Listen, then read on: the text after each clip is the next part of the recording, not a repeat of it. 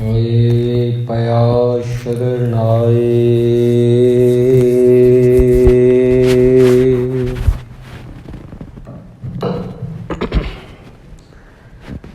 ਨਾਨਕ ਸੱਚੇ ਪਾਤਸ਼ਾਹ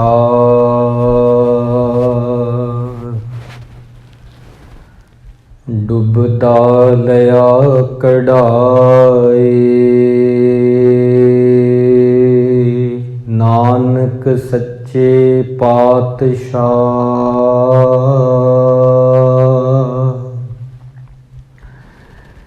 ਡੁੱਬਦਾ ਲਿਆ ਕਢਾਏ। ਬੇਸ਼ੁਮਾਰ ਅਥਾਹ ਅਗਣਤ ਤੋਲੇ ਜਿਉ ਬਲਾਵੋ।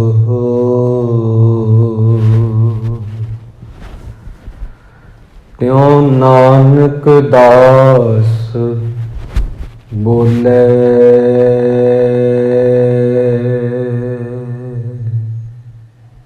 ਸਨਮਾਨਯੋਗ ਗੁਰੂ ਪਿਆਰੀ ਸੰਗਤ ਜੀ,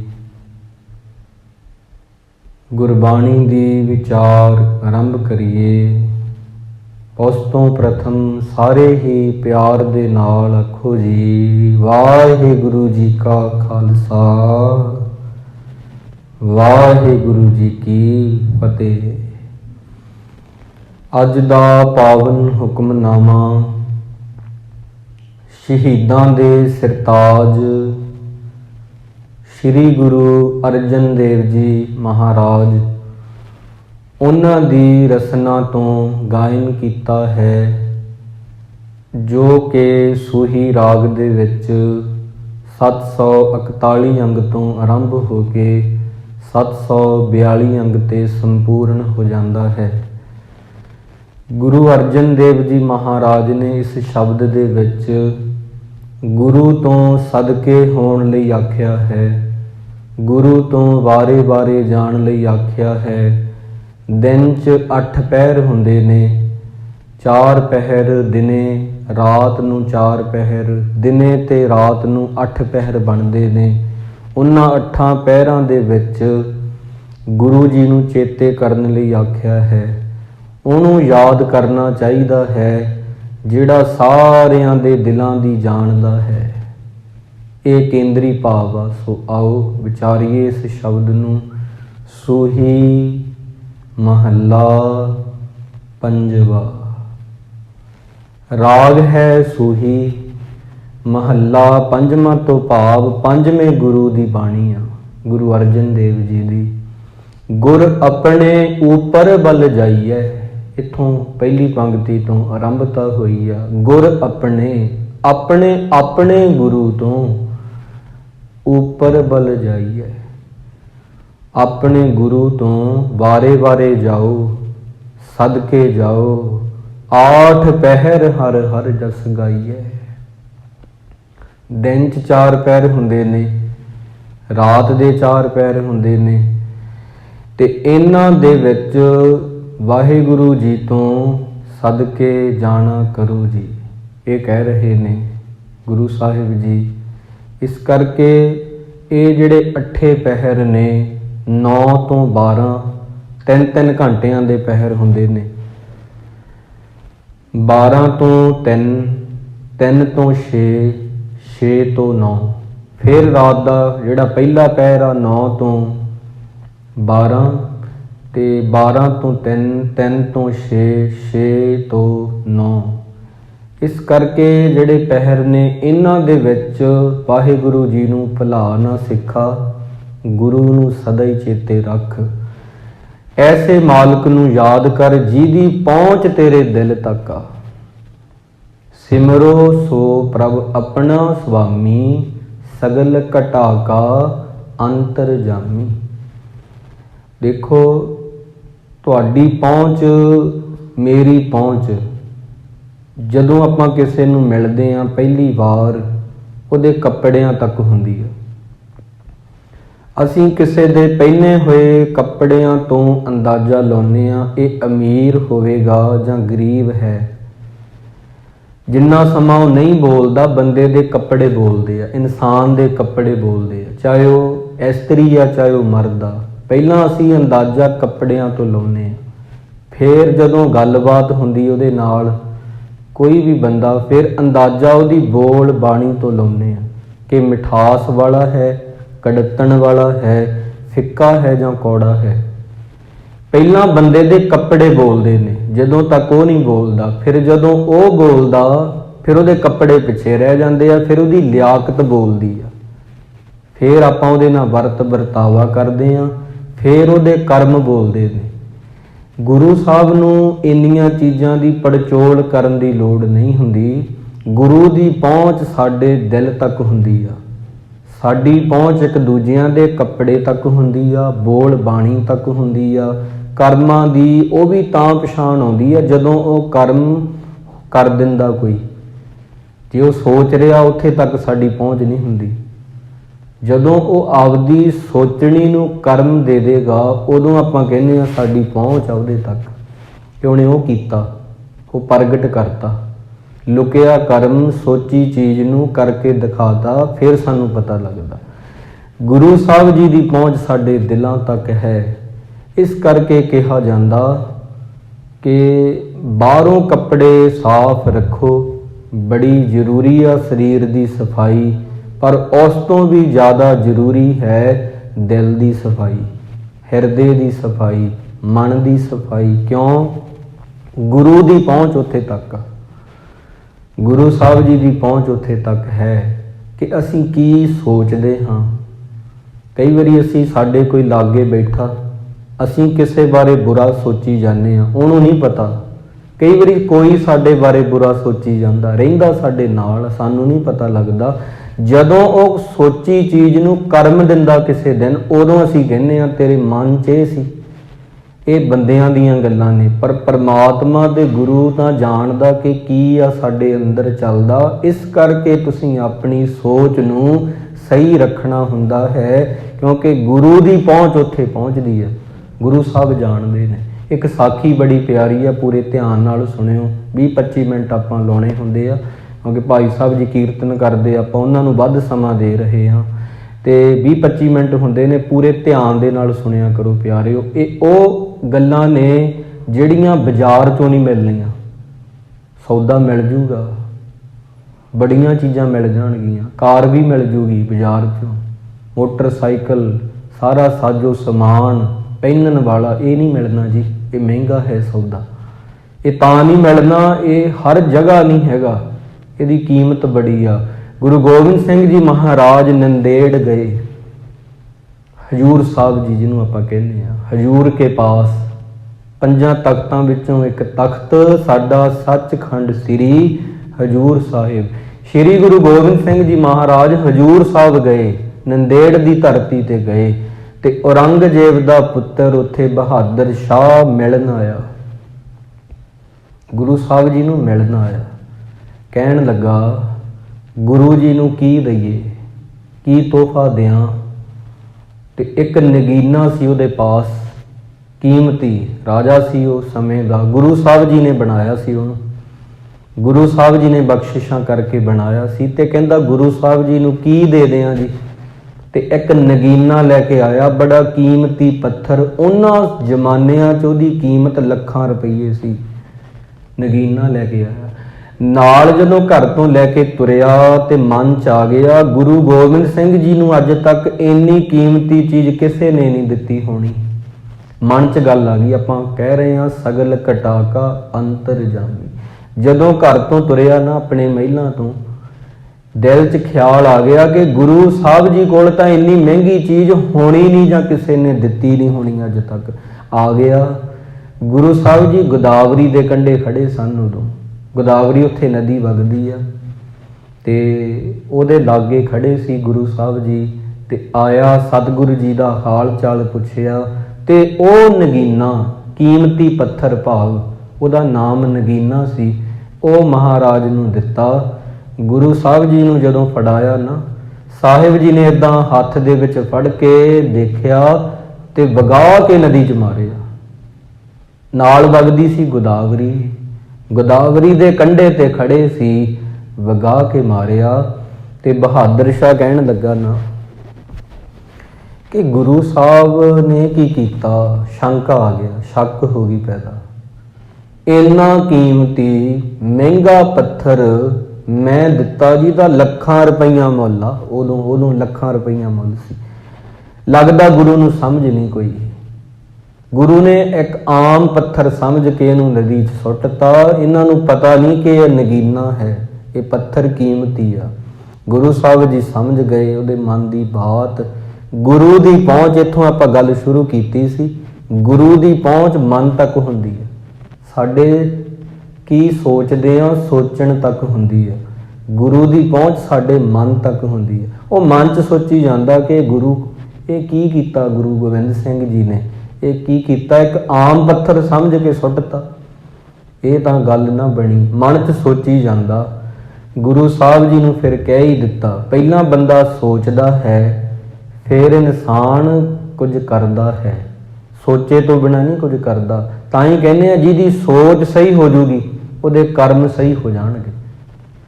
पर का बुरा ना राखो चीत, तुमको दुख नहीं भाई मीत।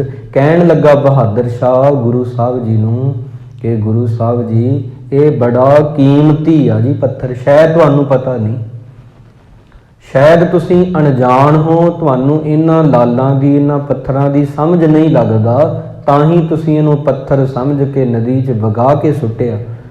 गुरु साहब जी कहंदे अच्छा बहादुर शाह ऐसी गल है ਤਾਂ ਤੁਸੀਂ ਫਿਰ ਇਉਂ ਕਰੋ, ਹੁਣ ਤੁਸੀਂ ਛੇਤੀ ਛੇਤੀ ਜਾਓ, ਕਿਤੇ ਅੱਗੇ ਨਹੀਂ ਉਹ ਚਲਿਆ ਜਾਵੇ, ਰੁੜ ਨਾ ਜਾਵੇ ਨਦੀ ਦੇ ਪਾਣੀ 'ਚ, ਵਹਿ ਨਾ ਜਾਵੇ ਅੱਗੇ ਵਹਿਣਾ 'ਚ, ਕੱਢ ਕੇ ਲਿਆਓ ਫਿਰ।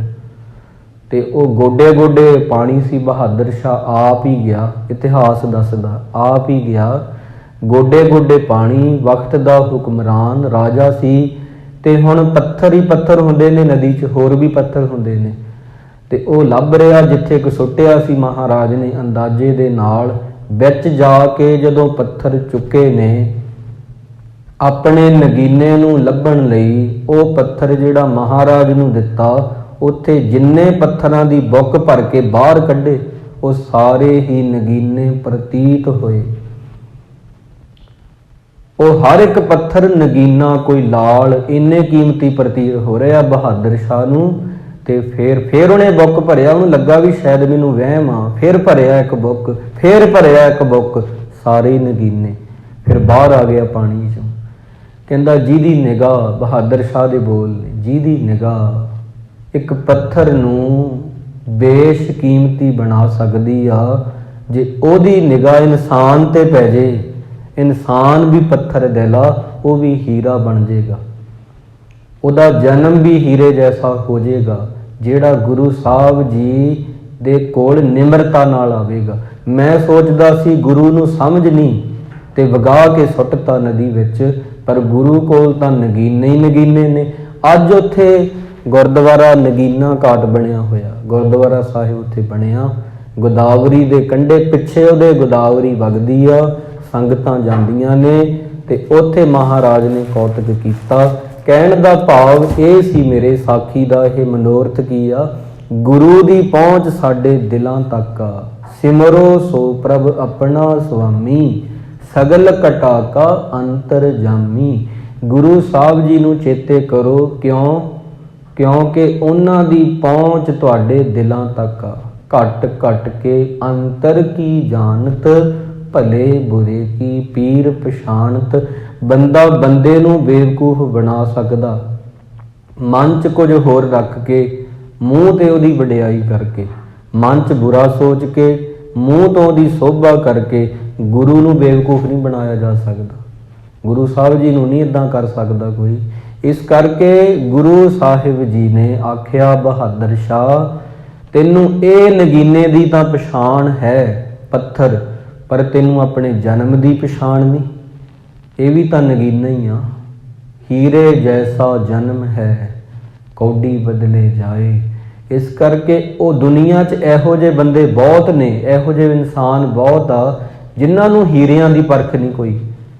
ਹੈਗੇ ਨੇ ਇਹੋ ਜਿਹੇ, ਨਾ ਹੀ ਆਪਾਂ ਨੂੰ ਬਾਹਲੀ ਹੈ, ਤਾਂ ਜੌਹਰੀਆਂ ਦਾ ਕੰਮ ਹੁੰਦਾ। ਉਹਨੂੰ ਤਰਾਸ਼ਣਾ, ਫਿਰ ਪਛਾਣਨਾ, ਫਿਰ ਉਹਦੀ ਕੀਮਤ ਲਾਉਣੀ।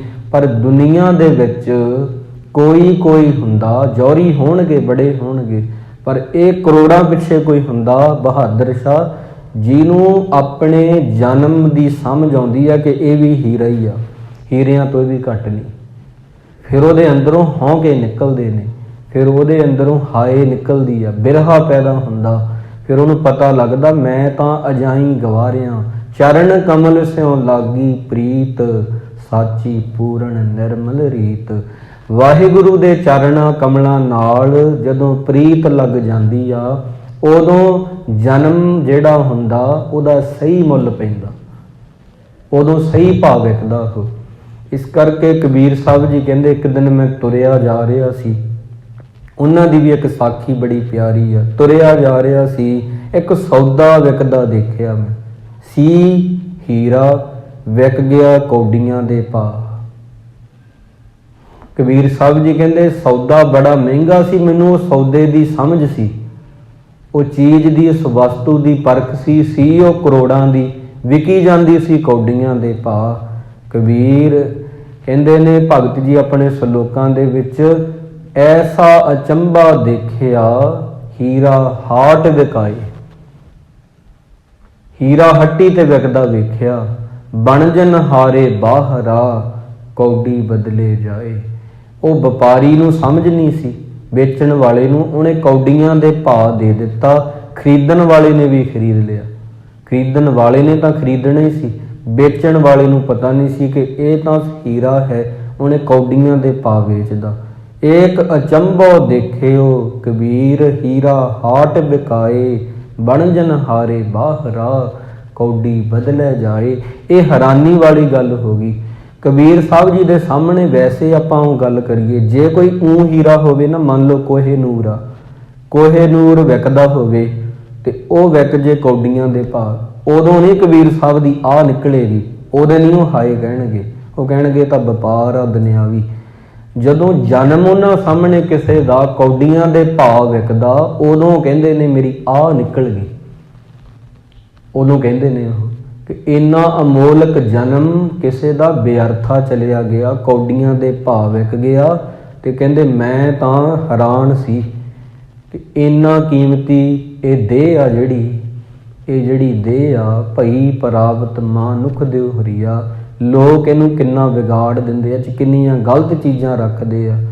ਇਹ ਸਰੀਰ ਬੜੇ ਕੰਮ ਦੀ ਚੀਜ਼ ਆ, ਜਦੋਂ ਇਹ ਛੁੱਟ ਜਾਂਦਾ ਹੈ, ਚਲਿਆ ਜਾਂਦਾ ਆਤਮਾ ਤੋਂ ਪਰੇ, ਆਤਮਾਵਾਂ ਇਹਨੂੰ ਲੱਭਣ ਟੁਰਦੀਆਂ ਨੇ। ਦੇਵਤੇ ਵੀ ਕਹਿੰਦੇ ਆ ਸਾਨੂੰ ਮਿਲ ਜੇ, ਬੰਦੇ ਨੂੰ ਮਿਲਿਆ ਹੋਇਆ ਬੰਦੇ ਨੂੰ ਇਹਦੀ ਕਦਰ ਨਹੀਂ ਹੈਗੀ। ਇਸ ਕਰਕੇ ਸਰੀਰ ਬੜੇ ਕੰਮ ਦੀ ਚੀਜ਼ ਹੈ, ਜੇ ਇਹ ਨਹੀਂ ਨਾ ਤੇ ਕੁਝ ਵੀ ਨਹੀਂ। ਇਸ ਦੇਹੀ ਕੋ ਸਿਮਰੈ ਦੇਵ, ਦੇਵਤੇ ਵੀ ਇਹਨੂੰ ਮੰਗਦੇ ਆ। ਬੰਦੇ ਨੂੰ ਮਿਲੀ ਆ, ਬੰਦੇ ਨੂੰ ਇਹਦੀ ਸਮਝ ਨਹੀਂ, ਬੰਦੇ ਨੂੰ ਇਹ ਹੀਰੇ ਮਿਲੇ ਨੇ ਪਰ ਉਹ ਕੌਡੀਆਂ ਪਾ ਲੁਟਾ ਰਿਹਾ। ਇਹ ਪੀੜਾ ਨੂੰ ਕਬੀਰ ਸਾਹਿਬ ਨੇ ਬਿਆਨ ਕੀਤਾ। ਸੰਤ ਪ੍ਰਸਾਦ ਵਸੈ ਮਨ ਮਾਹੀ, ਜਨਮ ਜਨਮ ਕੇ ਕਿਲ ਵਿਖ ਜਾਹੀ। ਸੰਤਾਂ ਦੇ ਪ੍ਰਸਾਦ ਕਿਰਪਾ ਦੇ ਨਾਲ, ਗੁਰੂ ਦੀ ਮਿਹਰ ਦੇ ਨਾਲ ਸਮਝ ਆਉਂਦੀ ਆ ਇਹ ਸਰੀਰ ਬੜੇ ਕੰਮ ਦੀ ਚੀਜ਼ ਹੈ, ਆਤਮਾ ਵੀ। ਆਤਮਾ ਨੂੰ ਰਹਿਣ ਲਈ ਕੋਈ ਘਰ ਚਾਹੀਦਾ, ਉਹ ਸਰੀਰ ਹੀ ਆ। ਇਹ ਗੁਰੂ ਤੋਂ ਹੀ ਸਮਝ ਆਈ। ਫੇਰ ਜਨਮ ਜਨਮ ਕੇ ਕਿਲ ਵਿਖ ਜਾਹੀ, ਫੇਰ ਜਨਮਾਂ ਜਨਮਾਂ ਦੇ ਪਾਪ ਦੂਰ ਹੁੰਦੇ ਨੇ ਤੇ ਕਲੇਸ਼ ਦੂਰ ਹੁੰਦੇ ਨੇ। ਕਰ ਕਿਰਪਾ ਕਰ ਕਿਰਪਾ ਕਰ ਕਿਰਪਾ ਕਰ ਕਿਰਪਾ, ਹੇ ਗੁਰੂ ਮੇਰੇ ਤੇ ਕਿਰਪਾ ਕਰ, ਪ੍ਰਭ ਦੀਨ ਦਿਆਲਾ। ਹੇ ਦੀਨ ਦਿਆਲਾ, ਗੁਰੂ ਸਾਹਿਬ ਜੀ ਮੇਰੇ ਤੇ ਮਿਹਰਾਂ ਕਰੋ। ਨਾਨਕ ਮੰਗੈ, ਗੁਰੂ ਅਰਜਨ ਦੇਵ ਜੀ ਕਹਿੰਦੇ ਮੈਂ ਤੁਹਾਡੇ ਦਰ ਤੋਂ ਕੀ ਮੰਗਦਾ ਹਾਂ? ਸੰਤ ਰਵਾਲਾ, ਸੰਤ ਰਵਾਲਾ। ਰਵਾਲਾ ਕਹਿੰਦੇ ਨੇ ਚਰਨਾਂ ਦੇ ਧੂੜ ਨੂੰ, ਚਰਨਾਂ ਦੀ ਧੂੜ ਨੂੰ, ਸੰਗਤ ਨੂੰ ਭਾਵ। ਚਰਨਾਂ ਦੀ ਧੂੜ ਦੇ ਅੱਖਰੀ ਤੇ ਡੂੰਘਾਈ 'ਚ ਅਰਥ ਨੇ ਸੰਗਤ ਜਿਹੜੀ ਚੰਗਿਆਂ ਦੀ। ਤਿੰਨ ਮੰਗਾਂ ਜੇ ਤੁਝੇ ਤੇ ਆਏ ਦੇ, ਉਹਨਾਂ ਦੀ ਸੰਗਤ ਜਿਹੜੇ ਤੈਨੂੰ ਯਾਦ ਕਰਦੇ ਨੇ। ਰਵਾਲਾ ਦੇ ਅਰਥ ਹੁੰਦੇ ਨੇ ਚਰਨਾਂ ਦੀ ਧੂੜ, ਅੱਖਰੀ ਅਰਥ ਨੇ ਰਵਾਲਾ ਦੇ ਮਹਾਨ ਕੋਸ਼ ਦੇ। ਤੇ ਉਸ ਤੋਂ ਬਾਅਦ ਜੇ ਆਪਾਂ ਇਹਨੂੰ ਵੈਸੇ ਦੇਖੀਏ, ਇਹਦੇ ਅੰਤਰੀਵ ਅਰਥ ਕਿਹੜੇ ਹੁੰਦੇ ਨੇ? ਉਹ ਆ ਸੰਗਤ। ਮੈਂ ਗੁਰੂ ਦੀ ਸੰਗਤ ਮੰਗਦਾ ਹਾਂ, ਚੰਗਿਆਂ ਦੀ ਸੰਗਤ ਮੰਗਦਾ ਹਾਂ, ਜਿਨ੍ਹਾਂ ਕਰਕੇ ਮੇਰੀ ਜ਼ਿੰਦਗੀ ਖੂਬਸੂਰਤ ਬਣੇ।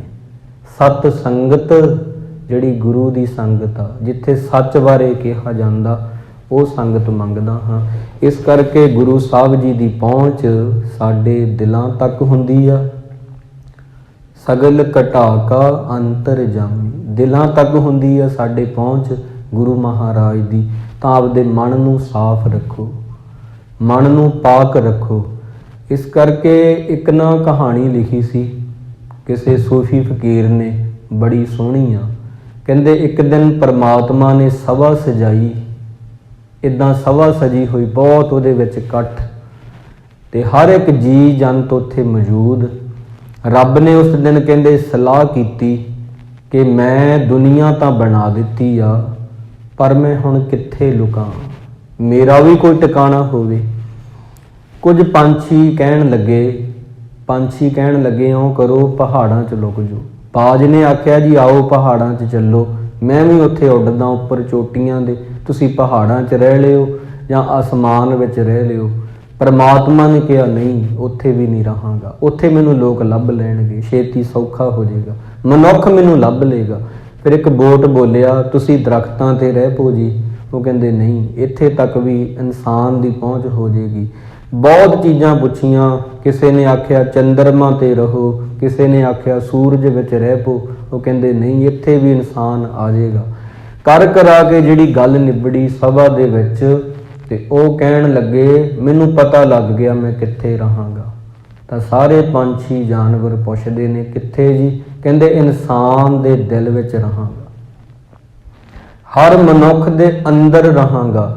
ਬੰਦਾ ਬਾਹਰ ਹੀ ਲੱਭੀ ਜਾਊਗਾ, ਮੈਨੂੰ ਬਾਹਰ ਹੀ ਲੱਭੀ ਜਾਊਗਾ, ਮੈਂ ਉਹਨੂੰ ਲੱਭੂਗਾ ਜਿਹੜਾ ਮੈਨੂੰ ਅੰਦਰ ਲੱਭੂਗਾ। ਆਪਣੇ ਆਪ ਪਛਾਣੈ ਸੋ ਸਭ ਗੁਣ ਜਾਣੈ, ਜਨ ਨਾਨਕ ਬਿਨ ਆਪਾ ਚੀਨੈ, ਮਿਟੈ ਨਾ ਭਰਮ ਕੀ ਕਾਈ। ਪਹਿਲਾਂ ਆਪਦੇ ਅੰਦਰ ਵੇਖਣਾ ਪਵੇਗਾ। ਆਪ ਨਾ ਚੀਨਸ ਭਰਮ ਭਰਮ ਰੋਵੇ, ਆਪੇ ਨੂੰ ਚੀਨੇ ਤੋਂ ਬਿਨਾ ਬੰਦਾ ਭਰਮਾਂ 'ਚ ਰੋਂਦਾ ਹੈ, ਕਲੇਸ਼ ਪਾਉਂਦਾ ਹੈ, ਅਗਿਆਨਤਾ ਵਿੱਚ ਹੁੰਦਾ। ਪਹਿਲਾਂ ਆਪ ਦੇ ਵਿੱਚ ਰੱਬ ਦੇਖੋ।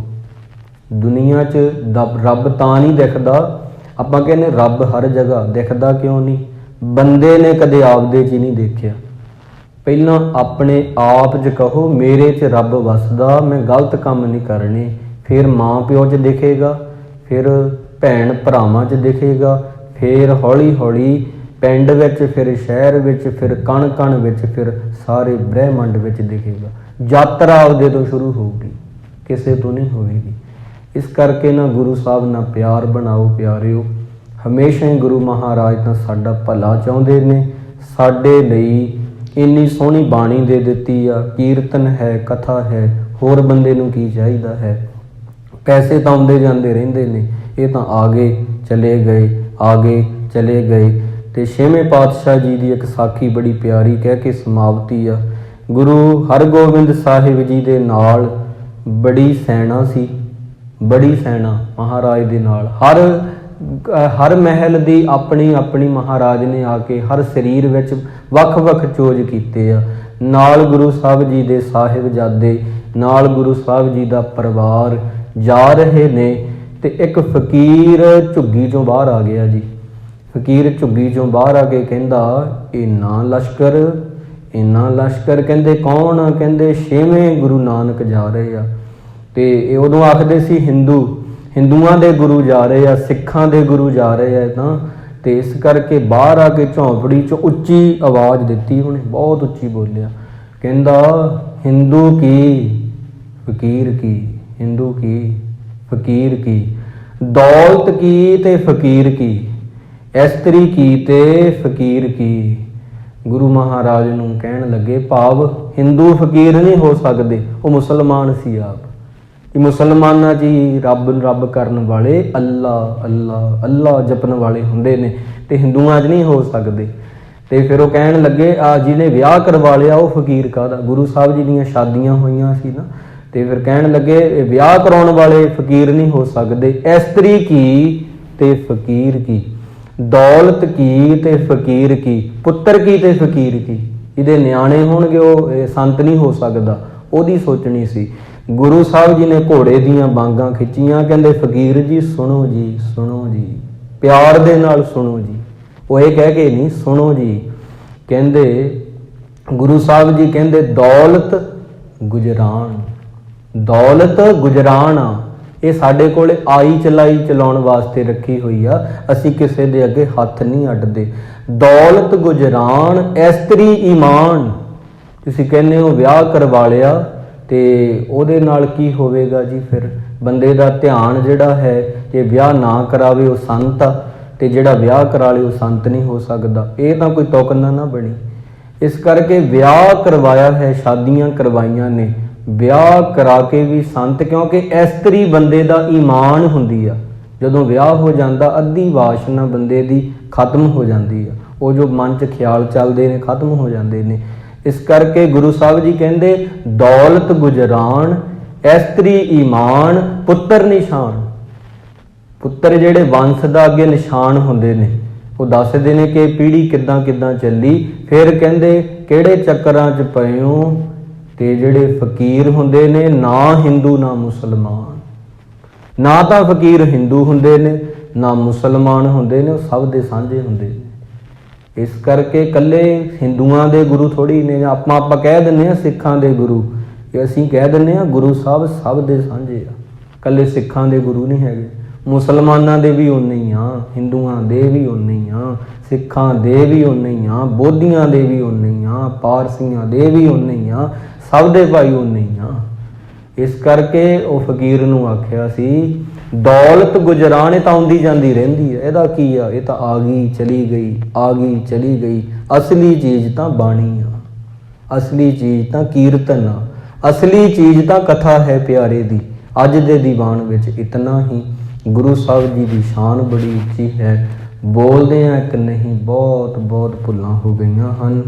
ਗੁਰੂ ਦੀ ਸੰਗਤ ਤੇ ਸਤਿਗੁਰੂ ਜੀ ਸਾਨੂੰ ਬਖਸ਼ ਲੈਣ, ਅੱਗੇ ਵਾਸਤੇ ਸਮਤ ਬਖਸ਼ਣ। ਆਓ ਰਲ ਕੇ ਇਕੱਠੇ ਹੋ ਕੇ ਵਾਹਿਗੁਰੂ ਦਾ ਜਾਪ ਕਰੀਏ ਤੇ ਅਰਦਾਸ ਬੇਨਤੀ ਵਿੱਚ ਜੁੜੀਏ।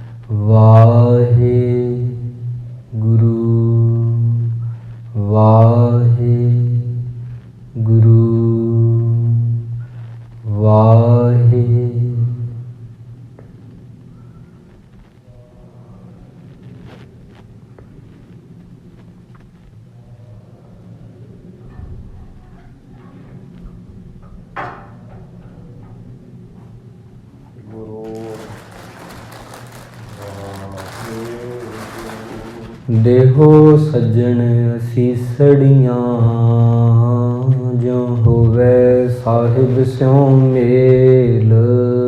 ਵਾਹਿਗੁਰੂ ਜੀ ਕਾ ਖਾਲਸਾ, ਵਾਹਿਗੁਰੂ ਜੀ ਕੀ ਫਤਿਹ। ਤੂੰ ਤਾਂ